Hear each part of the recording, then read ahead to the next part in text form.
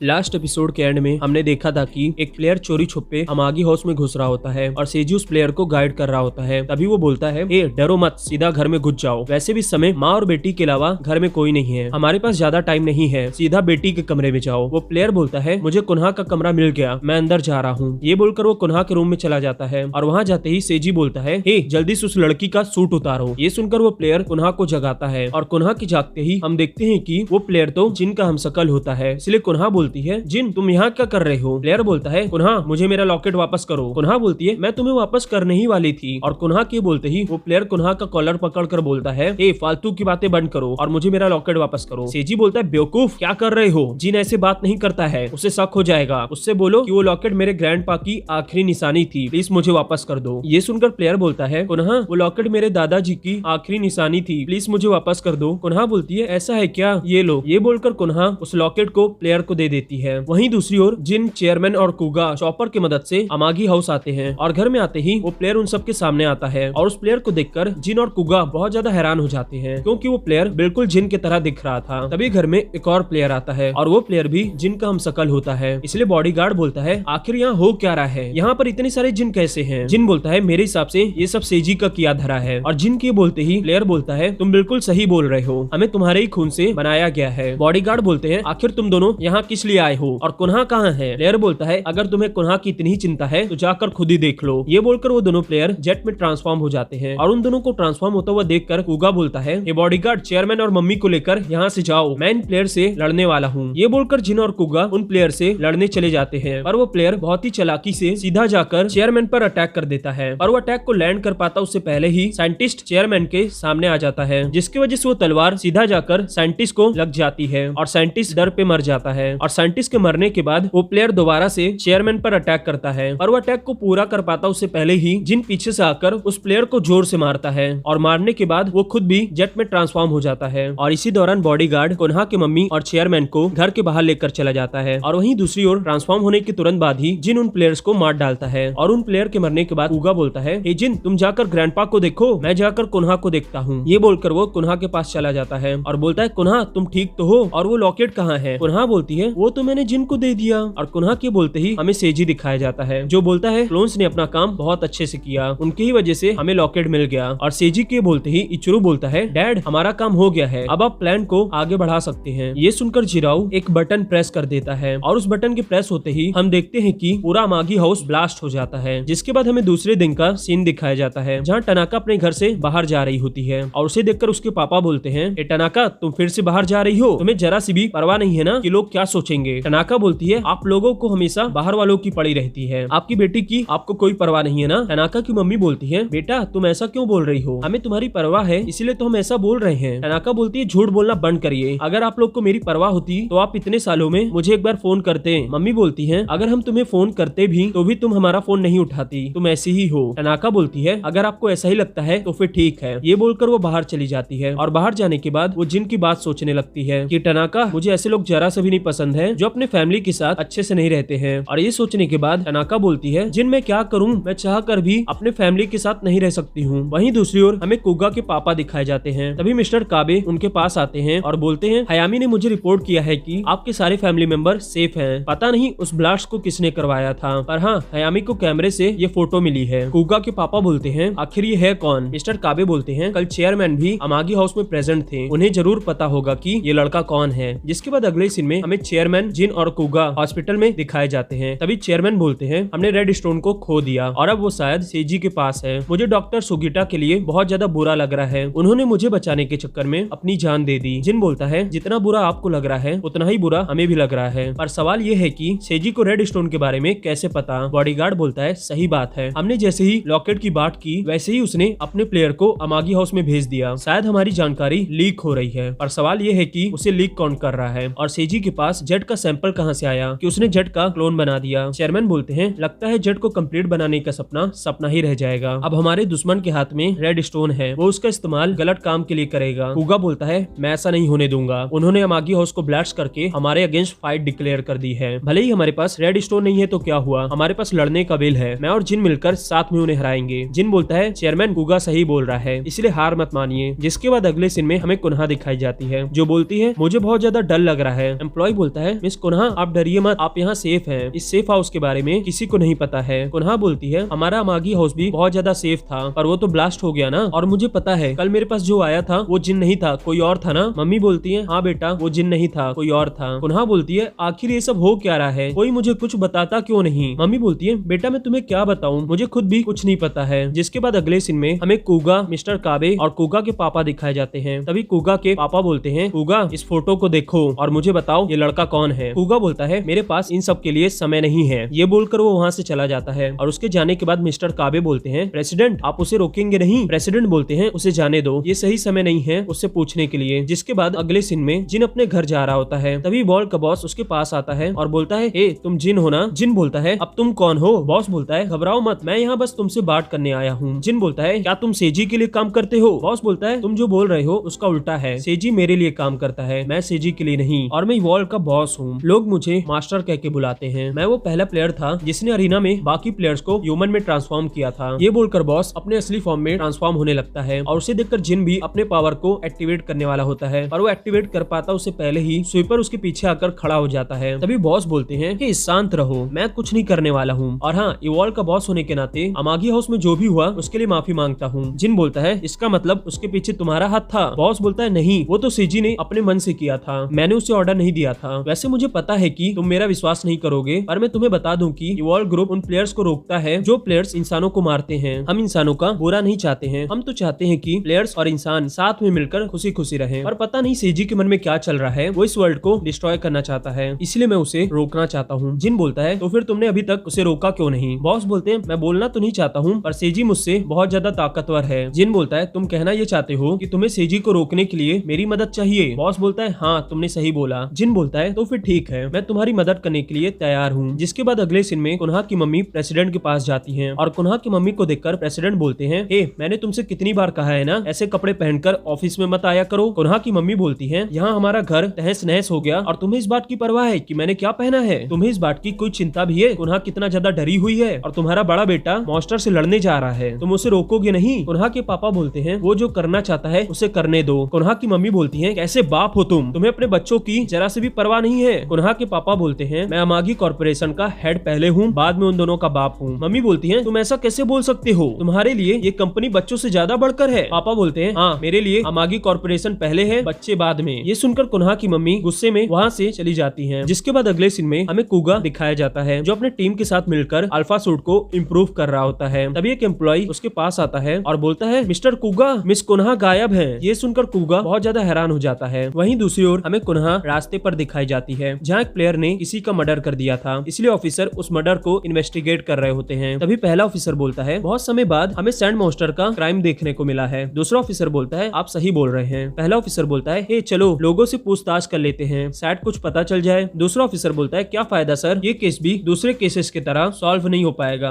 पहला ऑफिसर बोलता है पर फिर भी हमें ट्राई तो करना ही होगा ना, ये हमारा काम है। जिसके बाद हमें जिन दिखाया जाता है जो अपने घर जाता है और उसके घर जाते ही टनाका उसे गले लगा लेती है और बोलती है जिन मैं चाह कर भी अपने फैमिली के साथ नहीं रह सकती हूँ, मुझे वहाँ पर जरा सा भी अच्छा नहीं लगता है, इसलिए क्या मैं तुम्हारे साथ रह सकती हूँ। जिन बोलता है टनाका तुम समझ नहीं रही हो, मेरे आसपास जो भी रहता है उसकी जान को हमेशा खतरा रहता है, इसलिए तो मैं सबसे दूरी बनाकर यहाँ पर अकेले रहता हूँ। पर पता नहीं क्यों मेरा भी दिल चाहता है कि मैं हमेशा तुम्हारे पास रहूँ, पर मैं जो भी चाहूँ उससे फर्क नहीं पड़ता है। तुम्हारे लिए यही सही होगा कि तुम अपनी फैमिली के साथ जाकर रहो, तुम वहाँ पर ही ज्यादा सेफ और खुश रहोगी। टनाका बोलती है पर जिन मुझे तुम्हारे साथ रहने में ज्यादा खुशी मिलती है, तुम मेरी फैमिली बन चुके हो। ये सुनकर जिन टनाका को गले लगा लेता है और बोलता है अगर ऐसा है तो मैं तुमसे वादा करता हूँ चाहे जो भी हो जाए मैं तुम्हें हमेशा प्रोटेक्ट करूंगा। और जिन के ये बोलते ही उन दोनों के बीच माहौल गर्म हो जाता है, इसलिए वो दोनों किस करते हैं। जिसके बाद हमें जिराओ दिखाया जाता है जो कुगा के पास फोन मिलाकर बोलता है हे अगर तुम अपने बहन को ढूंढ रहे हो तो मुझे पता है वो कहाँ है। ये सुनकर कुगा बहुत ज्यादा हैरान हो जाता है और यहीं पर एपिसोड खत्म होता है। मैं आशा करता हूँ आपको मेरा एक्सप्लेनेशन अच्छा लगा होगा। अगर अच्छा लगा है तो वीडियो को लाइक शेयर सब्सक्राइब कर दीजिए। और हाँ ये एनीमे सच में बहुत ज्यादा अच्छी है, इसलिए अमेज़न प्राइम पे जाकर इसे एक बार जरूर देख लीजिएगा।